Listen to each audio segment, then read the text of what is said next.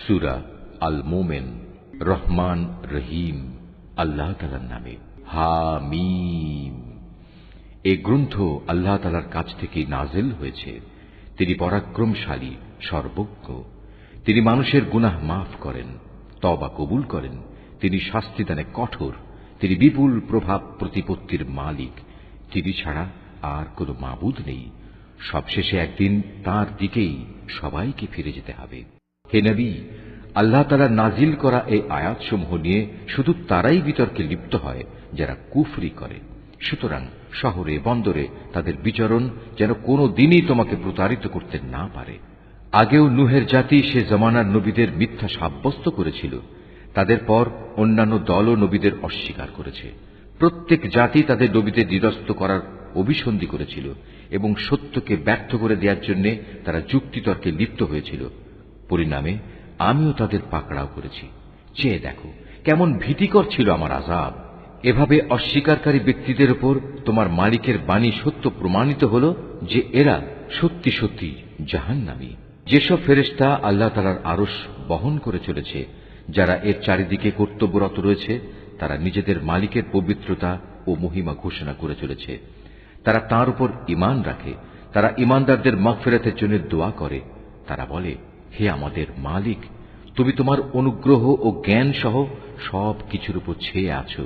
সুতরাং সেসব লোককে তুমি ক্ষমা করে দাও যারা তওবা করে এবং যারা তোমার দ্বীনের পথে চলে।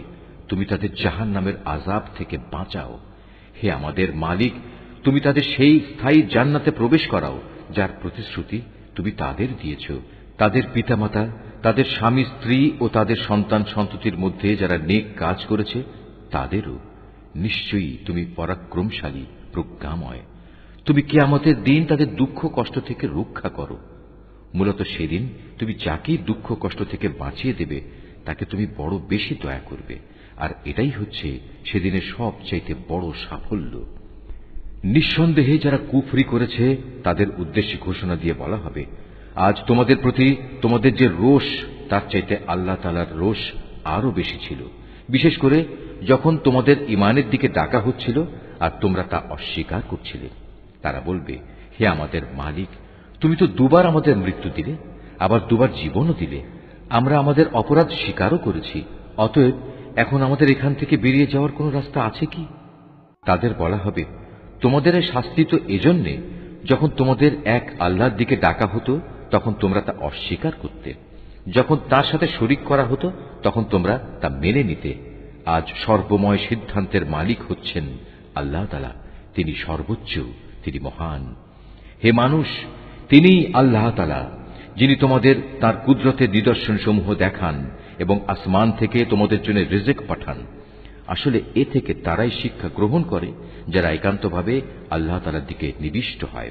অতএব হে মুসলমানরা, তোমরা তোমাদের জীবন কাঠামো একনিষ্ঠভাবে আল্লাহ তাআলার জন্যই নিবেদিত করো। একমাত্র তাঁকেই ডাকো, যদিও কাফেররা এটা মোটেই পছন্দ করে না। তিনি সুউচ্চ মর্যাদার অধিকারী, আরশের মহান অধিপতি। তিনি তাঁর বান্দাদের মধ্যে থেকে যার উপর ইচ্ছা তার আদেশ সহ তার উপর ওহী পাঠান, যাতে করে সে ওহীপ্রাপ্ত রসূল আল্লাহর সাথে সাক্ষাৎ লাভের এ দিনটির ব্যাপারে বান্দাদের সাবধান করে দিতে পারে। সেদিন যখন মানুষ হাসরের ময়দানে বেরিয়ে পড়বে তখন তাদের কোনো কিছুই আল্লাহ তাআলার কাছ থেকে গোপন থাকবে না। বলা হবে, আজ সর্বময় রাজত্ব ও কর্তৃত্ব কার? জবাব আসবে, প্রবল পরাক্রমশালী এক আল্লাহ তাআলার।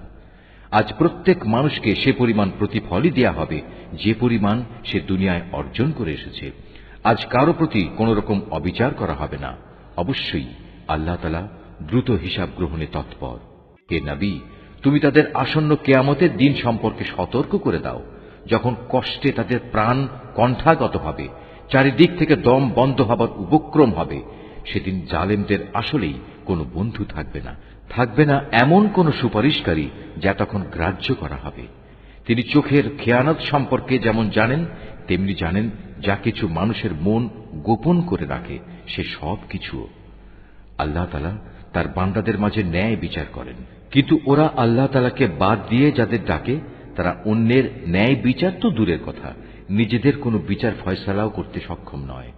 মূলত আল্লাহ তাআলা হচ্ছেন সর্বশ্রোতা, সর্বদ্রষ্টা। এই লোকগুলো কি আমার জমিনে ঘোরাফেরা করে না? ঘুরলে তারা দেখতে পেত এদের আগের লোকগুলোর কি পরিণাম হয়েছিল। অথচ শক্তিমত্তার দিক থেকে বলো এবং যেসব কীর্তি তারা এ দুনিয়ায় রেখে গেছে সে দৃষ্টিতে বলো, জমিনে তারা ছিল এদের চাইতে অনেক বেশি প্রবল। কিন্তু আল্লাহ তাআলা তাদের অপরাধের জন্য তাদের পাকড়াও করলেন। সে সময় তাদের আল্লাহ তাআলার গজব থেকে রক্ষা করার মতো কেউই ছিল না। এটা এ কারণে তাদের কাছে সুস্পষ্ট নিদর্শন সহ আল্লাহ তাআলার রসুলদের আগমন সত্ত্বেও ওরা তাদের অস্বীকার করেছিল। অতঃপর আল্লাহ তাআলাও তাদের এজন্য ভীষণ শাস্তি দিলেন।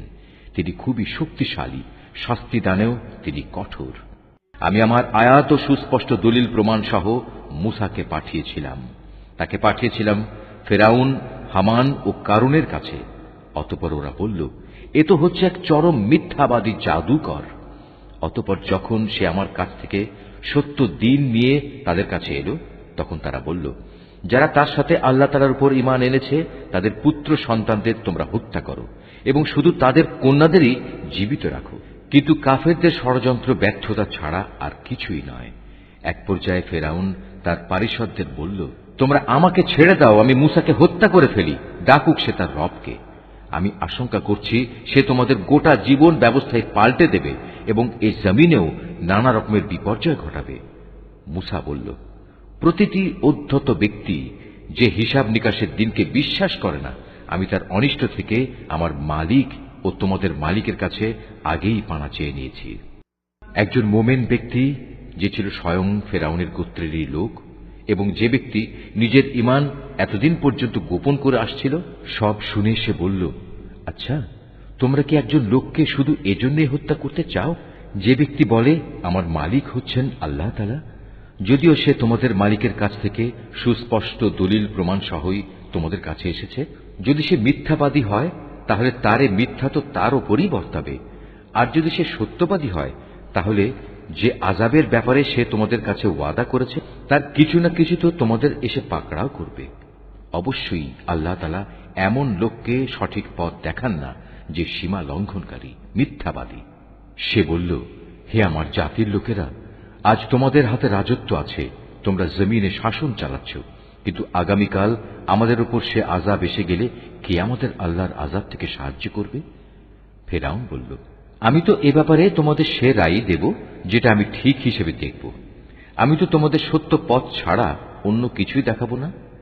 যে ব্যক্তি গোপনে ঈমান এনেছিল সে বলল, হে আমার জাতি, আমি তোমাদের জন্য পূর্ববর্তী সম্প্রদায়সমূহের মতোই আযাবের দিনের আশঙ্কা করছি। তোমাদের অবস্থা এমন যেন না হয় যেমনটি হয়েছিল নূহের জাতি, আদ, সামুদ ও তাদের পরে যারা এসেছিল তাদের সবার। আল্লাহ তাআলা কখনো তার বান্দাদের উপর জুলুম করতে চান না। হে আমার জাতি, আমি তোমাদের জন্য প্রচন্ড হাঁক ডাকের কিয়ামত দিবসের আযাবের আশঙ্কা করি। সেদিন তোমরা পেছন ফিরে পালাতে চাইবে, কিন্তু আল্লাহ তাআলার পাকড়াও থেকে তোমাদের রক্ষা করার কেউই থাকবে না। আসলে আল্লাহ তাআলা যাকে পথভ্রষ্ট করেন তার জন্য কোনো পথ প্রদর্শনকারী থাকে না। এর আগে তোমাদের কাছে নবী ইউসুফ সুস্পষ্ট নিদর্শন নিয়ে এসেছিল, কিন্তু সে যা কিছু বিধান নিয়ে তোমাদের কাছে এসেছে তোমরা তাতে শুধু সন্দেহই পোষণ করেছ। এমনকি যখন সে মরে গেল তখন তোমরা বলতে শুরু করলে, এবার আল্লাহ তাআলা কখনো কোনো রসুল পাঠাবেন না। মূলত আল্লাহ তাআলা এভাবেই নানা বিভ্রান্তিতে ফেলে সীমা লঙ্ঘনকারী ও সংশয়বাদীদের গোমরাহ করে থাকেন। যারা তাদের নিজেদের কাছে আসা দলিল প্রমাণ না থাকা সত্ত্বেও আল্লাহ তাআলার আয়াতসমূহ নিয়ে বিতণ্ডায় লিপ্ত হয়, তারা আল্লাহ তাআলা ও ঈমানদারদের কাছে খুবই অসন্তোষের কারণ বলে বিবেচিত। আল্লাহ তাআলা এভাবেই প্রতিটি অহংকারী ও স্বৈরাচারী ব্যক্তির হৃদয়ের উপর মোহর মেরে দেন। ফেরাউন একদিন হামানকে বলল, হে হামান, আমার জন্য তুমি একটি সুউচ্চ প্রাসাদ নির্মাণ করো, যাতে করে আমি আকাশে চড়ার কিছু একটা অবলম্বন পেতে পারি। আকাশে চড়ার অবলম্বন এমন হবে যেন আমি মূসার মাবুদকে তার দিকে উঁকি মেরে দেখে আসতে পারি। অবশ্য আমি তো তাকে মিথ্যাবাদী মনে করি। এভাবেই ফেরাউনের কাছে তার এই নিকৃষ্ট কাজটি শোভনীয় প্রতীয়মান করা হলো এবং তাকে সত্য পথ থেকে নিবৃত্ত করা হলো। মূলত ফেরাউনের ষড়যন্ত্র তার নিজের ধ্বংস ছাড়া আর কিছু নয়।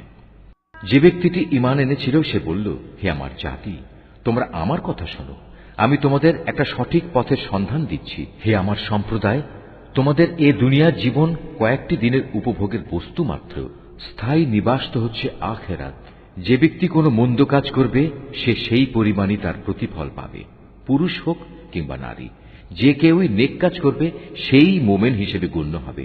হ্যাঁ, এমন ধরনের লোকেরাই জান্নাতে প্রবেশ করবে, সেখানে তাদের অপরিমিত রিজিক দেয়া হবে। হে আমার জাতি, এ কি আশ্চর্য! আমি তোমাদের জাহান্নাম থেকে মুক্তির দিকে ডাকছি, আর তোমরা আমাকে ডাকছো জাহান্নামের দিকে। তোমরা আমাকে একথার দিকে দাওয়াত দিচ্ছ যেন আমি আল্লাহ তাআলাকে অস্বীকার করি এবং তার সাথে অন্য কাউকে শরীক করি, যার সমর্থনে আমার কাছে কোনো দলিল প্রমাণ নেই। পক্ষান্তরে আমি তোমাদের আহ্বান করছি সেই আল্লাহ তাআলার দিকে, যিনি পরাক্রমশালী ও ক্ষমাশীল। যে বিষয়টির প্রতি তোমরা আমাকে ডাকছ, দুনিয়াতে তার দিকে ডাকা কোনো মানুষের জন্য শোভনীয় নয়, তেমনি পরকালে তো মোটেই নয়, কেননা আমাদের সবাইকে তো আল্লাহ তাআলার দিকেই ফিরে যেতে হবে। সত্যি কথা হচ্ছে, যারা সীমা লঙ্ঘন করে তারাই হচ্ছে জাহান্নামের অধিবাসী। আজ আমি তোমাদের যা কিছু বলছি অচিরেই তোমরা তা স্মরণ করবে, আর আমি তো আমার সব কিছু আল্লাহ তাআলাকে সুপর্দ করছি। নিঃসন্দেহে আল্লাহ তাআলা তার বান্দাদের প্রতি সবিশেষ নজর রাখেন। অতঃপর আল্লাহ তাআলা তাকে ওদের যাবতীয় ষড়যন্ত্রের অনিষ্ট থেকে রক্ষা করলেন এবং একটা কঠিন শাস্তি এসে ফেরাউন সম্প্রদায়কে গ্রাস করে নিল। জাহান্নামের আগুন, যার সামনে তাদের সকাল সন্ধ্যায় হাজির করা হবে। আর যেদিন কিয়ামত ঘটবে সেদিন ফেরেশতাদের বলা হবে, ফেরাউনের দলবলকে কঠিন আযাবে নিক্ষেপ করো। হে নবী, যখন এ লোকেরা জাহান্নামে বসে পরস্পর বিতর্কে লিপ্ত হবে, অতঃপর যারা দুর্বল ছিল তারা এমন সব লোকদের বলবে যারা ছিল অহংকারী, আমরা তো দুনিয়ায় তোমাদের অনুসারী ছিলাম, এখন জাহান্নামের আগুনের কিছু অংশকে তোমরা আমাদের কাছ থেকে নিবারণ করতে পারবে? অহংকারীরা এর জবাবে বলবে, কিভাবে তা সম্ভব? আমরা সবাই তো তাতেই জাহান্নামে পড়ে আছি। আল্লাহ তাআলা তো তাঁর বান্দাদের ব্যাপারে চূড়ান্ত ফয়সালা করেই দিয়েছেন। তারপর যারা জাহান্নামে পড়ে থাকবে তারা এখানকার প্রহরীদের উদ্দেশ্য করে বলবে, তোমরা অন্তত আমাদের জন্য তোমাদের মালিকের কাছে দোয়া করো, তিনি যেন কোনো না কোনো একটি দিন আমাদের উপর থেকে আযাব কম করে দেন। তারা বলবে, তোমাদের কাছে কি তোমাদের নবীরা সুস্পষ্ট নিদর্শন নিয়ে আসেনি? তারা বলবে, হ্যাঁ এসেছিল, কিন্তু আমরা তাদের কথা শুনিনি। জাহান্নামের যারা প্রহরী তারা বলবে, তাহলে তোমাদের দোয়া তোমরা নিজেরাই করো। আর সত্য কথা হচ্ছে, কাফেরদের দোয়া ব্যর্থতা ছাড়া আর কিছুই নয়। নিশ্চয়ই আমি আমার নবীদের ও তাদের উপর যারা ঈমান এনেছে তাদের এ বৈষয়িক দুনিয়ায় যেমন সাহায্য করি, তেমনি সেদিনও সাহায্য করব, যেদিন তাদের পক্ষে কথা বলার জন্য সাক্ষীরা দাঁড়িয়ে যাবে। যেদিন জালেমদের ওজর আপত্তি কোনোই উপকারে আসবে না, সেদিন তাদের জন্য শুধু থাকবে অভিশাপ, তাদের জন্য আরো থাকবে নিকৃষ্টতম আবাস। আমি মূসাকে অবশ্যই পথ নির্দেশিকা দান করেছিলাম এবং বনী ইসরায়েলদেরও আমার কেতাবের উত্তরাধিকারী বানিয়েছিলাম। তা ছিল জ্ঞানবান মানুষদের জন্য হেদায়েত ও সুস্পষ্ট উপদেশ। অতএব তুমি ধৈর্য ধারণ করো, আল্লাহ তাআলার প্রতিশ্রুতি অবশ্যই সত্য। তুমি বরং তোমার গুনাহ খাতার জন্য আল্লাহ তাআলার কাছে ক্ষমা প্রার্থনা করো এবং সকাল সন্ধ্যায় তোমার মালিকের সপ্রশংস পবিত্রতা ও মহিমা ঘোষণা করো। নিজেদের কাছে কোনো দলিল প্রমাণ না আসা সত্ত্বেও যারা আল্লাহ তাআলার নাজিল করা আয়াতসমূহ নিয়ে বিতর্কে লিপ্ত হয়, তাদের অন্তরে কেবল অহংকারী ছেয়ে থাকে। তারা কখনো সে সাফল্যের জায়গায় পৌঁছবার যোগ্য নয়। অতএব হে নবী, তুমি এদের অনিষ্ট থেকে আল্লাহ তাআলার কাছে পানা চাও, কেননা তিনিই হচ্ছেন সর্বশ্রোতা, সর্বদ্রষ্টা। অবশ্যই আসমান ও জমিন সৃষ্টি করা মানুষকে দ্বিতীয়বার সৃষ্টি করা অপেক্ষা বেশি কঠিন, কিন্তু অধিকাংশ মানুষই জানে না। অন্ধ ও চক্ষুষ্মান ব্যক্তি কখনো সমান হয় না। ঠিক তেমনি যারা ঈমান আনে ও নেক আমল করে তারা এবং দুষ্কৃতিপরায়ণ ব্যক্তি কখনো সমান নয়। আসলে তোমাদের কম সংখ্যক লোকই আমার হেদায়েত থেকে উপদেশ গ্রহণ করে। কিয়ামত অবশ্যম্ভাবী, এতে বিন্দু মাত্র সন্দেহ নেই, কিন্তু অধিকাংশ লোকই তা বিশ্বাস করে না। তোমাদের মালিক বলেন, তোমরা আমাকে ডাকো, আমি তোমাদের ডাকে সাড়া দেব। যারা অহংকারের কারণে আমার ইবাদত থেকে নাফরমানি করে, অচিরেই তারা অপমানিত ও লাঞ্ছিত হয়ে জাহান্নামে প্রবেশ করবে। আল্লাহ তাআলা যিনি তোমাদের জন্য রাত বানিয়েছেন যেন তোমরা তাতে বিশ্রাম নিতে পারো, এবং দিনকে পর্যবেক্ষণকারী আলোকোজ্জ্বল করেছেন, নিশ্চয়ই আল্লাহ তাআলা মানুষের প্রতি সবিশেষ অনুগ্রহশীল, কিন্তু অধিকাংশ মানুষই কৃতজ্ঞতা আদায় করে না। এ হচ্ছেন আল্লাহ তাআলা, তিনি তোমাদের মালিক, প্রত্যেকটি জিনিসের একক স্রষ্টা। তিনি ব্যতীত অন্য কোনো মাবুদ নেই। বলো, তোমরা কোথায় কোথায় ঠোকর খাবে? যারা আল্লাহ তাআলার আয়াতকে অস্বীকার করেছে তাদেরও এভাবে দাঁড়ে দাঁড়ে ঠোকর খাওয়ানো হয়েছিল। আল্লাহ তাআলাই তোমাদের জন্য ভূমিকে বাসোপযোগী স্থান বানিয়ে দিয়েছেন, আসমানকে বানিয়েছেন ছাদ। তিনি তোমাদের আকৃতি গঠন করেছেন। যে আকৃতি তিনি গঠন করেছেন তা কত সুন্দর, এবং ভালো ভালো জিনিস থেকে তোমাদের রিজিক দান করেছেন। এই আল্লাহ তাআলাই হচ্ছেন তোমাদের মালিক। কত মহান বিশ্বজাহানের প্রতিপালক আল্লাহ তাআলা। তিনি চিরঞ্জীব, তিনি ছাড়া আর কোনো মাবুদ নেই। অতএব একান্ত নিষ্ঠাবান হয়ে তোমরা তাঁর ইবাদত করো। সমস্ত তারিফ সৃষ্টিকুলের মালিক আল্লাহ তাআলার জন্য। হে নবী, তুমি তাদের বলো, আমাকে নিষেধ করা হয়েছে যেন আমি তাদের ইবাদত না করি যাদের তোমরা আল্লাহ তাআলার বদলে ডাকো। তাছাড়া যখন আমার কাছে আমার মালিকের কাছ থেকে সুস্পষ্ট নিদর্শনসমূহ এসে গেছে, আমাকে আদেশ দেয়া হয়েছে যেন আমি আল্লাহ তাআলার অনুগত বান্দা হয়ে যাই।